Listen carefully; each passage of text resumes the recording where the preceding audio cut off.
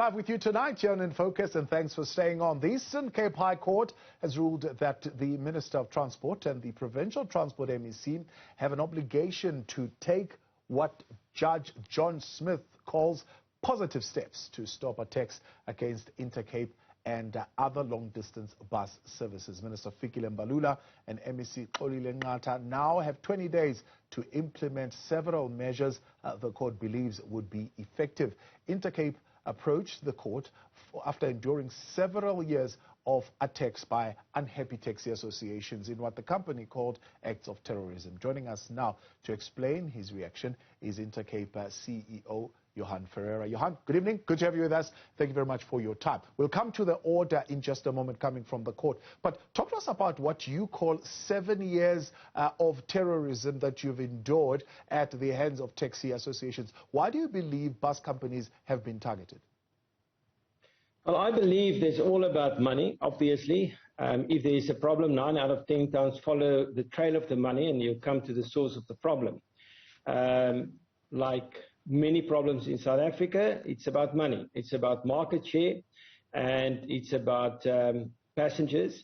And so about 2015, the taxi associations and taxi owners started to intimidate the bus operators, not only Intercape, but all the bus operators operating specifically in the Eastern Cape.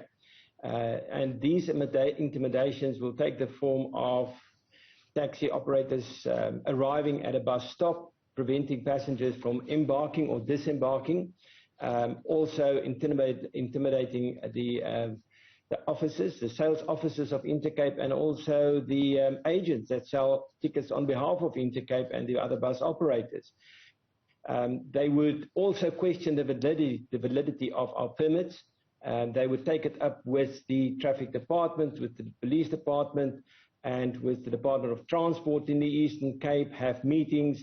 And when they saw that there was nothing wrong with the permits and they couldn't stop the services, they reverted to violence, such as stoning the coaches, pulling passengers out of the coaches, assaulting drivers, and then eventually starting to shoot at coaches and passengers. And this has now resulted in a murder and attempted murders in the Western Cape. It has spilled over from the Eastern Cape into the Western Cape and also over into Gauteng recently. Yeah. Are these random acts of criminality by unknown individuals, or as you put it, you're saying it seems it's quite organized, it even has elements of some intelligence in it, in the sense of they know where buses are going to be, at what time, and that type of setup? Yeah, no, this is not random acts of violence or terrorism. This is organized crime. This is racketeering, and it is well planned and well orchestrated, and it's being carried out by people that's getting paid 500 rand or 5,000 rand to stone a coach or to shoot at a coach. You would never get a taxi owner or a chairman of an association carrying out these attacks themselves. It's normally them that would come and sit in a meeting and demand protection money or bribe money, or lay down the law, so to speak, for an operator or bus operator how they should conduct their services. But yeah, these are well-organized crime. Yeah. Listening to that, one would say, why would Johan then take the Minister of Transport to court? Because this is pure criminality. Wouldn't you say this is a criminal matter that the police would need to intervene here in terms of protecting the bus services? Certainly that's something that the Minister of Transport tried to argue. Yeah, obviously the Minister of Transport is trying to shift the blame on the Minister of Police, and then the Minister of Police would shift it onto another department, which I imagine, only he can think of, giving his recent statements.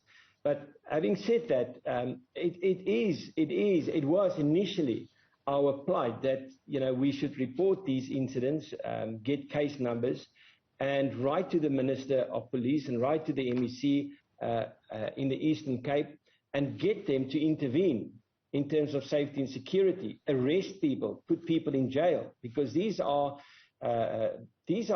terrorist attacks, and but to no avail.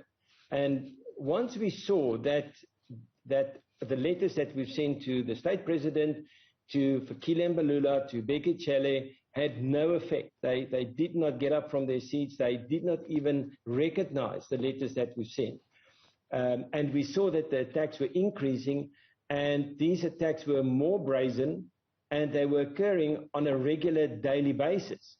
It left us no option then to turn to the court. But that, for me, was also a stress test to see whether South Africa is, in fact, a failed state already.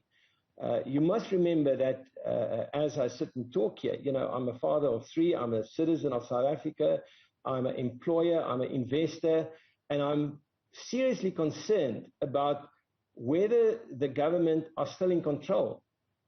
And the way I see it is that the taxi industry controls a vast amount of what's happening in this country, certainly in the transport sector. And they wanted to literally take over the long-distance bus operations in South Africa. Yeah. I'm going to come to the prayers that you put to the court in just a moment, but I want to talk to that issue that you're raising and whether or not the South African government is in control. The predecessor to MEC Nqatha is, of course, one who started with this matter, Weziwe Tikana Qutiwe, engaged with you, even though be it a short engagement. What did the MEC say? What did he say in terms of what you need to do to kind of resolve this matter? So what happened was that the taxi operators in the Eastern Cape, specifically in the town of Aditya, staged a protest. They stopped trucks, they pulled the trucks across the road, they took keys out the trucks, and they blocked the N2 between Cape Town and Durban for 24 hours. The businesses had to close in Aditya, the school children went home, and it forced their hand, and it forced the MEC at the time of transport to come and sit down with them and hear what their problem was, so to speak. And it's on the back of that where the MEC called me. I was overseas at the time, and I informed her that I cannot return immediately from overseas, but I was willing to talk to the taxis on either Skype or Teams. And she said to me, no, it can't happen. They don't use Teams or Zoom. I must come in person. I said, I'll send my staff. She said, staff are not allowed. I said, I'll send my legal representative. She said, no, I must come in person. And I said, that will not happen. Not today, not tomorrow, not ever, because I have been in these situations where I've been in a room with taxi owners and associations where I and other bus operators was bullied to agree to their demands, such as, only 2 buses per departure out of a province. They want to regulate our prices, and that's collusion. They want to dictate the office hours. They want to dictate what times we can depart. They want to close the agents in the Eastern Cape that sells our tickets, and they threaten them by burning down their stores. So this is the kind of, threats and bullying that she wanted me to subject myself to, and I said, I will not do it. Did you get a sense that the MEC was doing the bidding for the Taxi Association? Definitely. She was doing the bidding, and she was trying to use her position to agree and submit to her authority. What did you then pray the courts to grant you in terms of your application? Well, we've asked the court for a relief, and basically it was 2 sections. One was a declarator, and that was to basically declare that the actions of the MEC was unlawful, which the judge, John Smith, in fact did. The other one was to force the National Minister of Transport, in terms of the Land Transportation Act, to use all the mechanisms that he has to bring about a change and a stop to this violence. There are various measures that he can take. He can close down routes, he can call up permits, he can cancel permits, he can appoint inspectors. There are many subsections in the law that deal specifically with remedies that's available to both National Minister of Transport and the MEC of Transport of a province, in this case the Eastern Cape. So these now, which have been ordered as positive steps to put a stop to the attacks, do you consider them to be promoting safety or ensuring safety? Well, I should hope so. The order was that the Department of Transport will work together with the South African Police Force and come up with positive steps to safeguard the safe travel of the public of South Africa. What just astounded me was the fact that the lives of the constituents, the very people that vote the ANC into power, specifically in the Eastern Cape, where there's a very strong stronghold, the ANC stronghold, the very people that voted Mbalula and Xolile and the ANC into power, these passengers, their lives are at stake every day. And the plight of Intercape and other bus operators were flatly ignored. There's getting 70 people murdered a day in South Africa. South Africans have become a statistic. And that to me is just an unforgivable sin. The fact that Banki Kaya was shot in broad daylight, gunned down 30 meters outside of my office in plain sight of our staff in Cape Town, that is an unforgivable sin. I have forewarned Ramaphosa, Fikile and Fikile Mbalula with written letters that were sent, mailed, not one, numerous times. And I forewarned them that blood will be on your hands. If you don't act now, the violence will escalate, people will get killed. But it was completely and flatly ignored. And it was the judge himself that said, it now takes the court to compel the minister to do his job. Yeah.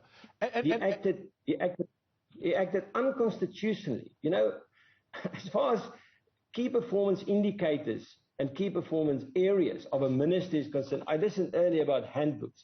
The first and foremost thing, he should uphold the Constitution, which he didn't do. He didn't protect his constituents. Yeah, yeah.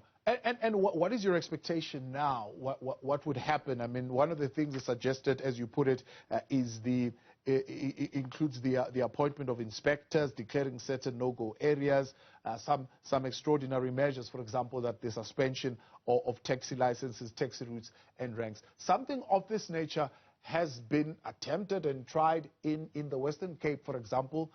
It seemed to have, instead of decreased the violence, kind of escalated it a little bit more. Look, it's very simple.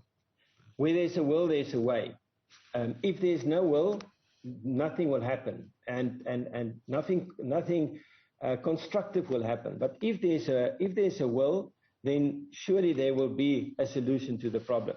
First and foremost, I think the towns that is being closed for Intercape, called no-go zones, should be opened. The buses should be escorted with police vehicles.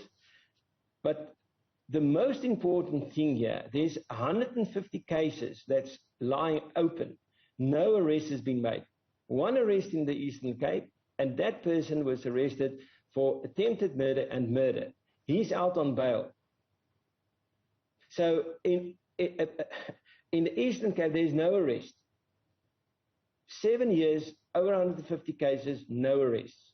So, yes, they have to open the towns. They have to police escort the coaches. They have to do arrests. And they have to look into who has permits at this point in time. And is the market oversaturated or not? So they have to really do an inquiry into the transport system. In this particular event, it's the interprovincial long-distance buses and also the long-distance taxis, because I believe there's an oversupply as far as the taxis are concerned. We appreciate your time, Johan. Thank you very much for coming on and sharing this story with us.